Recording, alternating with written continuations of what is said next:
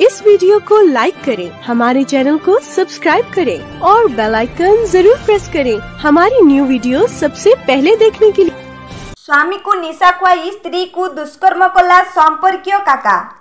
बालेश्वर जिला जलेश्वर थाना अधीनस्थ गोड़साही बाल्यापाल अंचलर जड़े नवविवाहिता को दुष्कर्म होइथिबा अभियोग होइछि।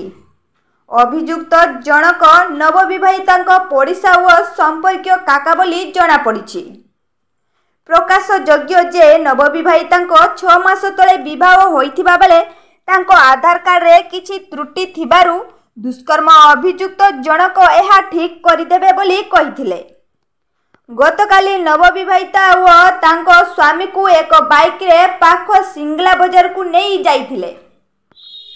तेबे सेठारे महिला को बस कही तांको स्वामी को तांको सह नहीं जिबा परे मद पियाई देइथिले। फଳରେ महिला को स्वामी निशाशक्त होई पड़िथिले। एहा परे अभियुक्त जनक उभय को धरी गाँ को फेरिबा रास्ता रे एक निछाटिया पदा भीतर को नवविवाहिता को टेकी नहीं दुष्कर्म करिथिले। परे उभय को गाँ रे छाड़ी देइथिले। महिला अवस्था गुरुतर हेबारु प्रथमे सिंगला और परे जलेश्वर जीके भट्टर हॉस्पिटल को अणा जाई चिकित्सा करा जाउछि। जलेश्वर एसडीपीओ दिलीप कुमार साहू घटनार तदंत करुछंती।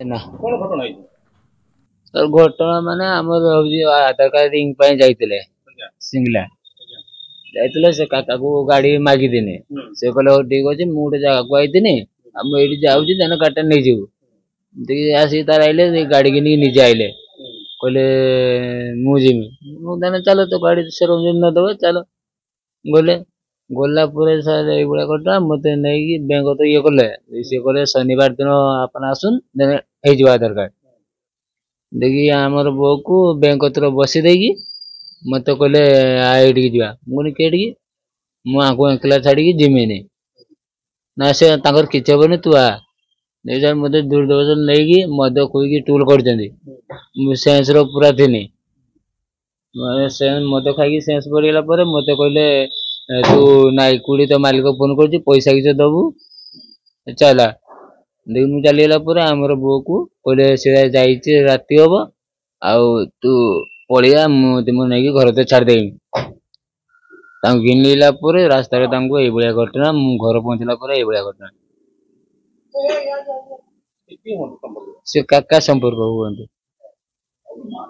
काले मु नियाई जाऊ ए गुडे थाना का मामला रुदी मैडम को दुष्कर्म करे ना एक्चुअली वर्तमान तदंत कथाटा गला एवं वर्तमान जो एक्टिव जो ଅଛି से धरा पड़े जलेश्वर थाना अधीन गोड़साई बालेपाल पंचायत जनक महिला गतकाल रिपोर्ट देते सहित से गाँव जड़े व्यक्ति दुष्कर्म कर आधार आमर जलेश्वर थाना 152 नंबर केस रुजु होती जहाँ जहाँ अच्छी आईन अनुसार एग्जामिनेशन मेडिकल एग्जामिनेशन पठाई गाँव जेहेतु पूर्व दिन राति से पुरुष लोक से फेरार हो आम चेष्टित अच्छु शीघ्र अपहरण कर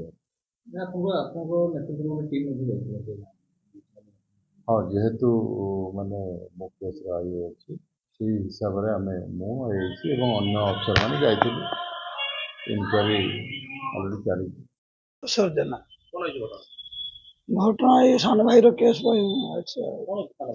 सान भाई सदन जाइए आधार कार्ड लिंक सिंगला सान भाई से बहु से आम गाँ काका ना हूँ कायचरण साहू काया साहू आउ लिंक सिंगला जाइए